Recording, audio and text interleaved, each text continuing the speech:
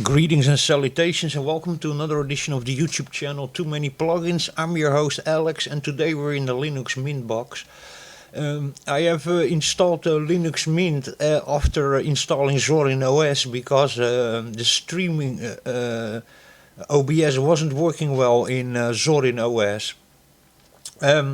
That can probably be related that on this machine here I'm using a very old server Quadro workstation card from 2011 or something, and the driver is officially not supported anymore, and it's also like really a server workstation kind of production for AutoCAD kind of a graphics card, and it's not really so good supported in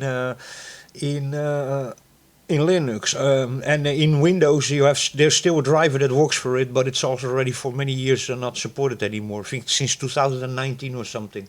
So I was having an issue. Everything was working fine in Zorin except OBS didn't want to stream well. It just crashed. Didn't matter if I used Wayland or Xorg X11. It was exactly the same. So there you go. I had also a catastrophic Windows failure this week. I had Windows installed for a year, had about 15 different DAWs installed in it and about 680 different plugins, including many that I just installed for testing and stuff. And it was already for some time not running really so well, to not say anything else. It was running really bad already, and now the other day it got completely corrupted. It got already a couple of big updates also, so Windows had updated itself with user updates and actually substituted the operating system and then created Windows Alt directory for the pictures and other files and music and stuff, and then reattached all the installed programs and plugins, and it completely trashed the system. I got a couple of days ago, got a big update, and after that it was running really bad. It was already a little bit bloated already for some time, not the snappiest, but it was still working well. But then I got that update and it completely borked the system, completely trashed the system, so unbootable anymore. The files are still there, but Windows is unbootable. It has like 3 Windows Alt in it, and it created several times in the Explorer that you get several times. You get your documents and copies of desktop and stuff, and of videos that some are not even the same. If you click on some, you can't find a video in it, and you scroll down and you click on another one with the same name, and then all of a sudden the video's over there. A complete mess, completely trashed up. So unfortunately from Zorin I went to Linux Mint, and I went to XFCE edition over here. Now this is really brilliant. By the way, I hope that the audio is good. I've quickly just configured the OBS over here. We're running OBS over here with 1, 2, 3, 4, 5, 6. I think 6 plugins. We're in this moment running. I'm streaming. CPU load is the same as in Windows, about 30%. With streaming in 30 frames per second, but the memory usage is really low, 1.5 gigabytes, which in Windows I would be hanging already on 5 or 6 gigabytes if I was doing this. So there you go. Quite a trashed system after I think it was about 8 months that I had that Windows installation over there. So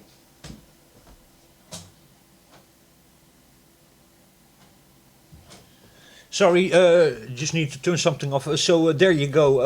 Also was testing a lot of DAWs, digital audio workstations and plugins, and I've installed many paid plugins, but also many free plugins, and yeah, all of that together got really bloated also, and also like 90 gigabytes of samples over there, and a lot of music, so a lot of stuff on there also. But I think mostly what trashed the system was the updates, and then also the fact that I had also still games installed, and a lot of DJ software, and there was a lot of stuff installed in it, so the system was quite bloated.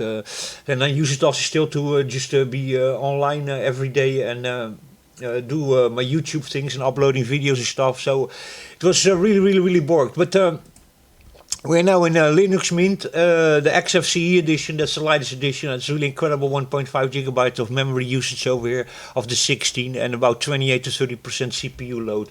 CPU load the same as in Windows, but memory usage way lower. So running off a 2.5-inch SSD, not an NVMe drive, but it's an SSD, 550 megabytes of the transfer speed, Kioxia, so a good drive. What did I do first? First, I used the software stores for installing new applications. You can find also in Zorin OS, just your software center. What I first did was installed Ubuntu Studio installer, and from there I was capable of installing all the software of the Ubuntu Studio in one go. So here you go, this is the installer that I used, and I just went to the Ubuntu Studio installer.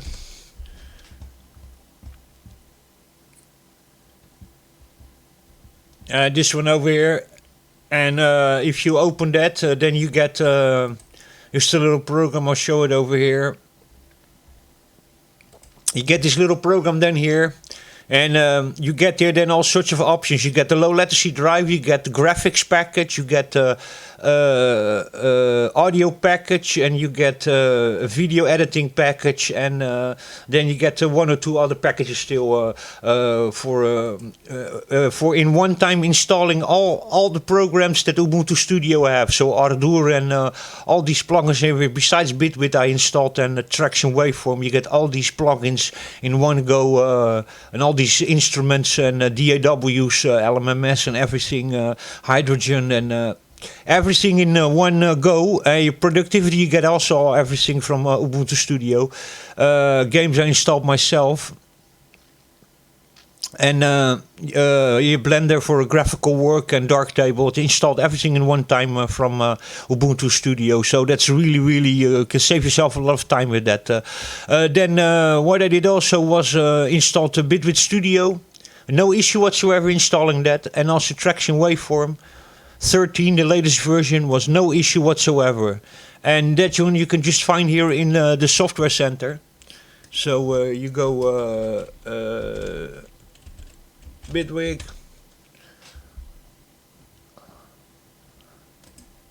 and just find it here with no issue whatsoever. Traction also, no issue whatsoever.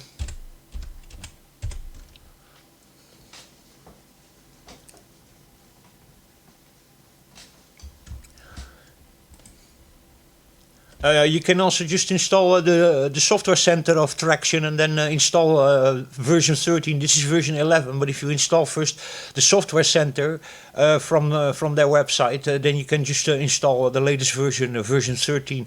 Installed all the plugins also, no issue whatsoever. So it works absolutely flawlessly, that. So nothing to say over here. By the way, just to check if Reaper here is also, for anybody who wants to know it. Oh, sorry. Typo. Yeah, Reaper is here also, so no issue whatsoever. So we have Reaper over here. So that's everything that I installed. By the way, turn the Ubuntu installer off. This one can go away also. Back to the normal center. So all of that I had installed, no issue whatsoever. Let me see also what we got over here. In system I installed a couple of things also, but nothing really groundbreaking. So time shift, I also system restore utility for making all-time automatic backups. I installed that also. So all working really well. Then what I installed also was Davince. Everybody's now into Davince Resolve. It's becoming a really popular. It's also used in Hollywood. It's a video editor and DAW. So you can do really crazy things with that. Has also the Blackmagic Raw player in it, Blackmagic Raw speed test, then capture logs, Davince control panel setup, and Davince Resolve. Works all flawlessly. The only problem I have that I'm running an old graphics card, so this graphics card is not supported. So if I open DaVinci Resolve, everything just opens of all these programs of DaVinci. Only starts talking about could not initialize OpenGL because this making sure the latest graphic drivers are installed and graphics hardware, which in this case it's not. This graphic card is not supported by DaVinci Resolve, but installed with no issue whatsoever.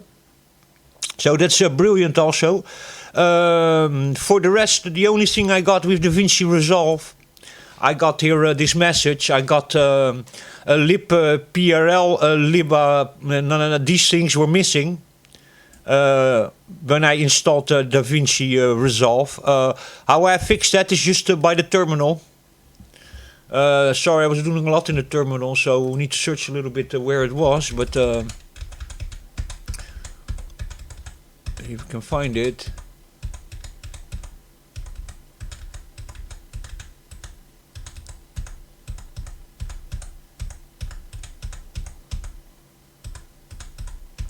It needs to be here somewhere. Sorry, need to search a little bit. I was doing a lot.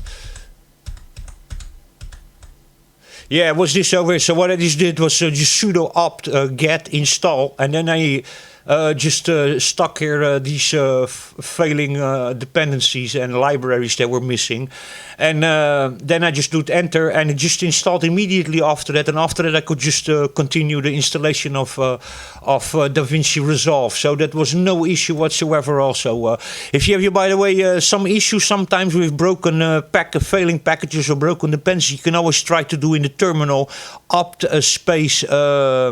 Underscore and then fix underscore broken space install, and that can sometimes fix a lot, and also sometimes just sudo opt auto remove sometimes, and then you can try to reinstall it. Many times that can also fix broken or damaged packages. So that's just for you guys out there. Anyway, in the terminal there's still some nice ones maybe that some people would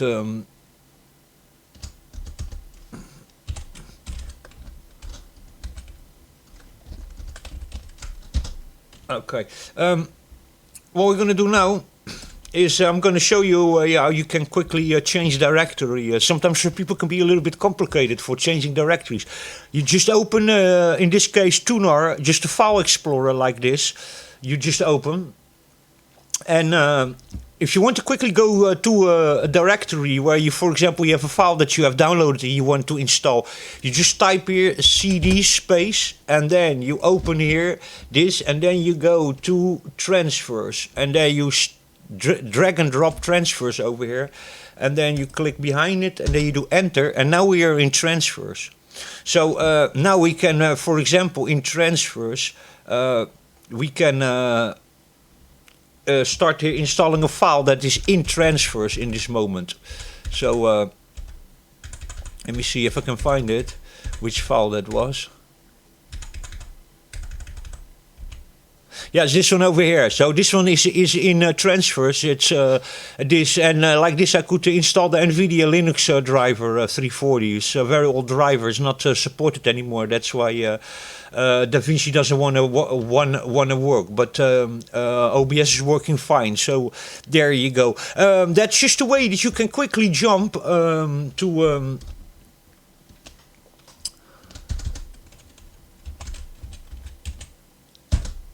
What you can also do, sometimes you want to search for an app, you can do sudo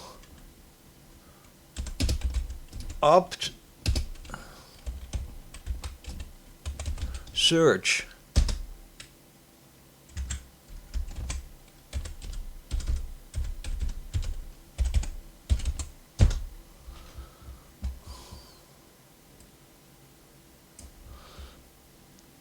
Oh, I did that wrong.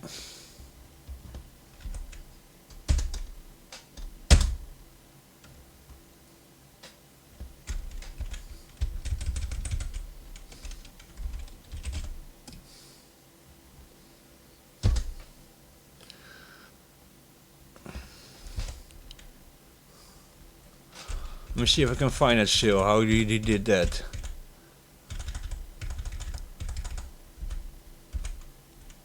Yeah, you just can write down sudo opt and then search, and then you can write down, for example, NVIDIA driver. That's the way I did that, yeah.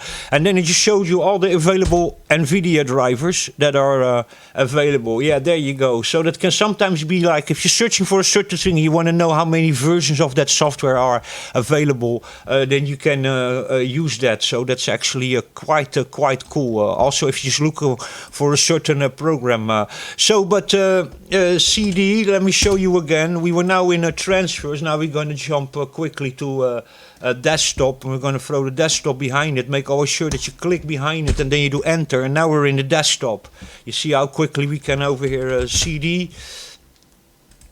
Now I want to go to videos, or let's go actually somewhere else. Let's go to system files, and then we go, for example, etc. You can go to etc. in one time, or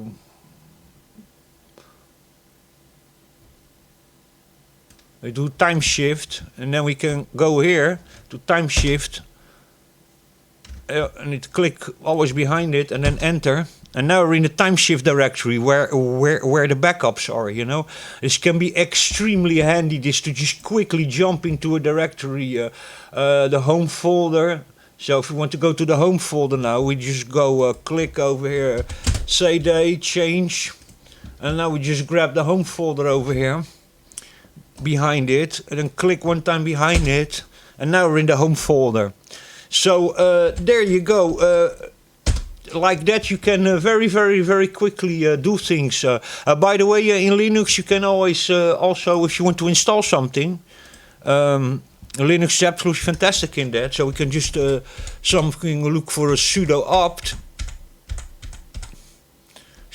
install. So we do opt get behind it over here.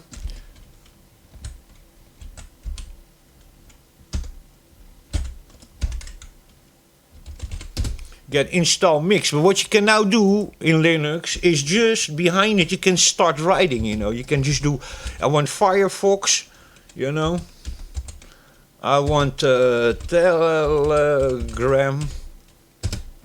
I want a VLC player.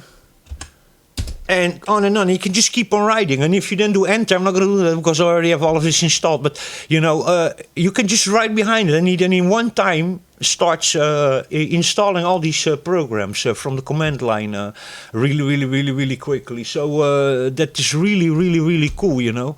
So that's another little trick you can do. So far, I'm very impressed with Linux Mint. Unfortunately, that I had that problem with Zorin, but I tell you that is really the problem of this graphical card. You know, if I go here also to system, I can show you that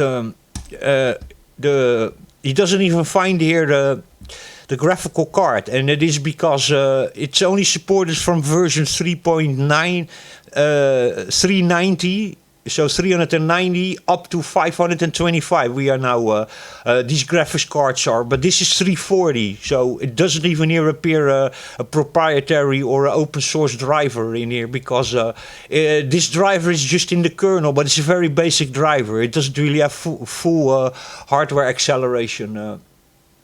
So there you go, you know, because it's too old. So you need minimum 390 to 554 NVIDIA driver to be having that. So if we go to the terminal over here and then we search again for that, it even says over there, search NVIDIA driver.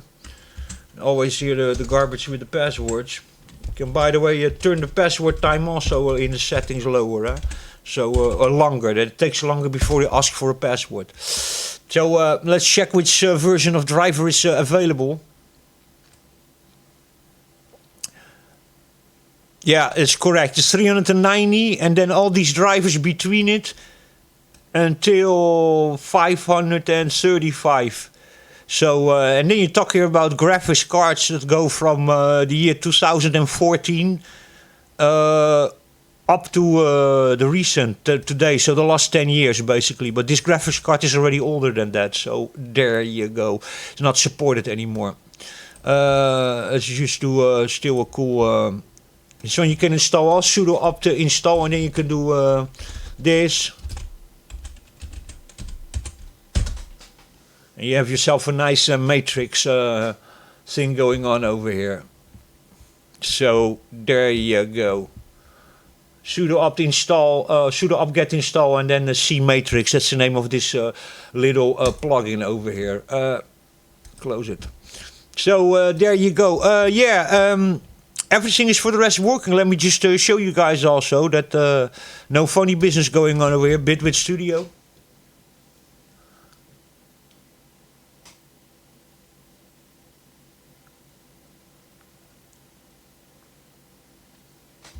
It's going to run in demo mode because I haven't activated it yet. This one didn't felt like going yet to the activation thing.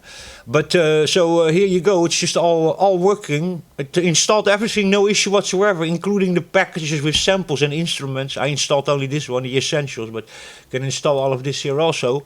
I have some extra lamps, loops, and pianos, and all sorts of samples. It all just worked absolutely flawlessly. Could also install and tested my MIDI keyboard worked. I've tried 4 DJ console / MIDI controllers, 4 of them. They all tested and worked flawlessly. My mixing table, the USB, the 8-channel mixing table I have over here, the USB output works flawlessly, both as an input and an output. So there was no issue whatsoever. Also, I've tried even my printer, works flawlessly.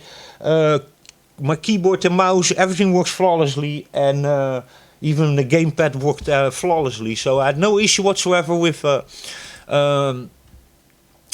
hardware in Linux Mint XFCE whatsoever. So didn't have it also, by the way, in Zorin OS, so no issue whatsoever. Besides that problem then with the graphics card, but it's really because the graphics card is too old and it's too obscure. It's if a server Quadro card, it's not even a GeForce card, so it's really already normally a quite special card. So worked without an issue. Now we go to here to waveform. Waveform 13 works flawlessly also.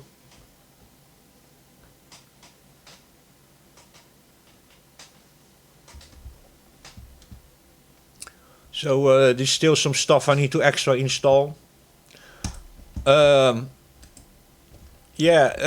all, you get just the standard effects here. This is from Waveform. You get all these effects. You get these instruments over here, and then these utilities over here in Waveform. And then, excuse me, plugins, in plugins. And then over here, in the end, I installed the Van Audio free plugin package for Linux. Free clipper, free compressor, free convolution, free delay, free EQ, free gain, free meter, free pan, and free tone. And then all the other ones here come from Ubuntu Studio. All these plugins you see over here with all these names over here. So from here until down, except the ones of Van Audio over here, I installed separately. So worked also flawlessly, no issue whatsoever. Snappier and more responsive than in Windows. Latency hopefully is going to be good also. I've installed also with the Ubuntu Studio installer the low latency driver, so we should be pretty low in latency. No issue whatsoever, so works all flawlessly. Absolutely brilliant.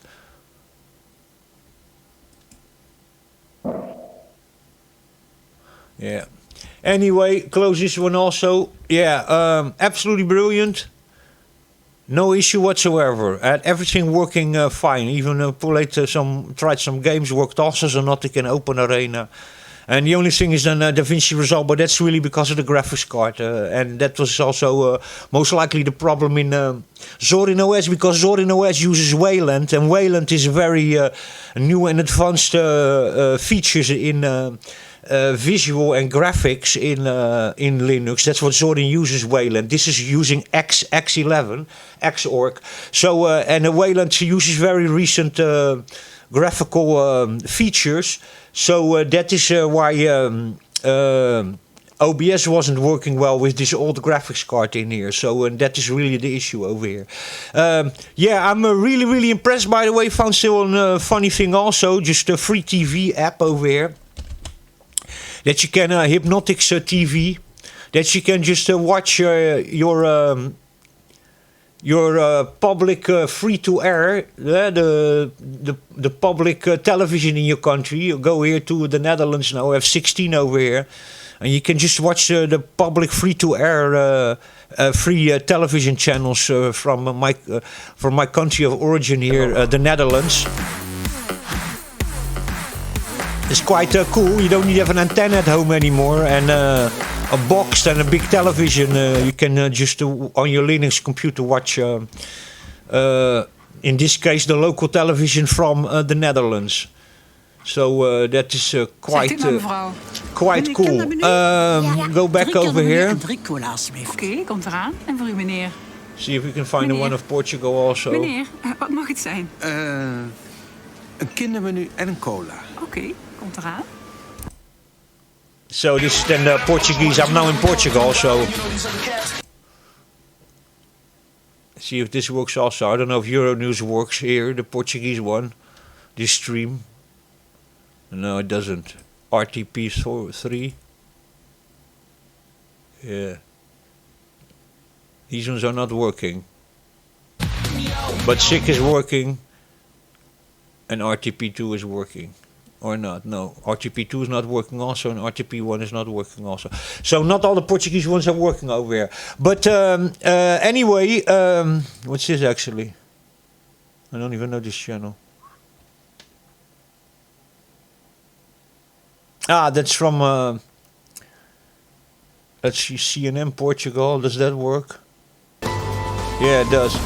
Okay, so that's cool. If you just want to watch free-to-air public television in your hotel room, or if you're in another country, or you're just at home in a place where you don't have a television or something, you just have only internet, then through Wi-Fi or something, then you can watch the public television without needing antennas and cable and boxes and television gear to just watch that. Quite cool that.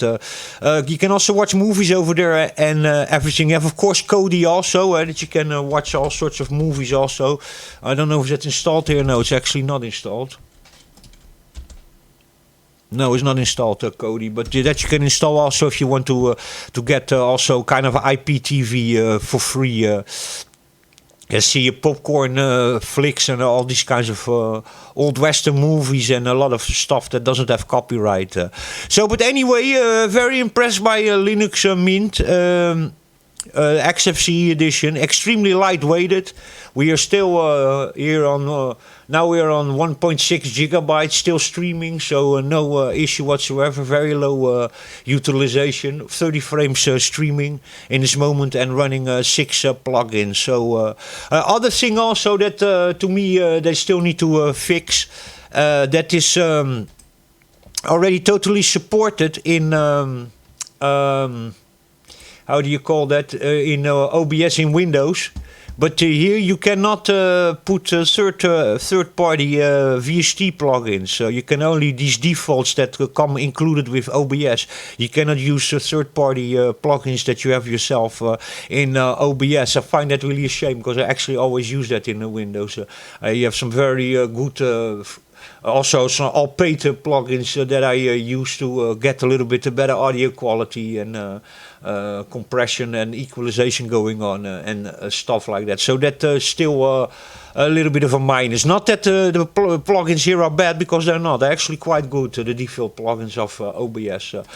But there you go. Tried even also DJ software. My DJ controller worked perfectly also. Immediately just connect the USB and it worked everything out of the box. So I'm very impressed with Linux Mint XFCE edition. I know people going to say, and myself also, I wanted to stop using Linux Mint because the developers say if you don't agree with their political views, you shouldn't use their software. But that for me is just stupid, you know, because open source software should be open for everybody, and you know, this kind of things that all of a sudden, if you don't agree with their the political orientation, that you shouldn't use their free open source for the open community software anymore. I find that stupid, but I'm not going to stop using it. I also wanted to make this video also because many people use Linux Mint. It's used a lot, and the same as Zorin OS, very easy to use for people coming from Windows or don't have so much knowledge, computer knowledge. So it's a very easy and entry-level kind of operating system, and that's why I just keep on using it, and I keep on also recommending it to people, because we should just ignore those stupid developers who start putting their political agenda into software and into programming and stuff, and let's go all back to real, to just have a world where we are in business and in technology and innovation. We are not judging each other their skin color or their sexual or political orientation. I think that's just a really, really bad. Anyway, show still some cool desktop papers, wallpapers. Was by the only thing I couldn't install from Ubuntu Studio were the wallpapers that didn't work for some reason. But here are the wallpapers of Linux Mint XFCE edition. If you want to use Cinnamon, then it's going to use a lot more resources. So this is why I went XFCE. So, but if you have a very recent computer and a lot of resources, you can go with the Cinnamon desktop. You have some extra advantages and hardware acceleration and a couple of extra features that this doesn't have. But nothing that is going to set the world on fire. So there you go. Want to have the latest and the greatest, then you should be on Wayland, and you should be maybe on Cinnamon or on any kind of desktop KDE Plasma 6 or something. The latest Plasma KDE version or GNOME version. If you want to have the latest and greatest flashy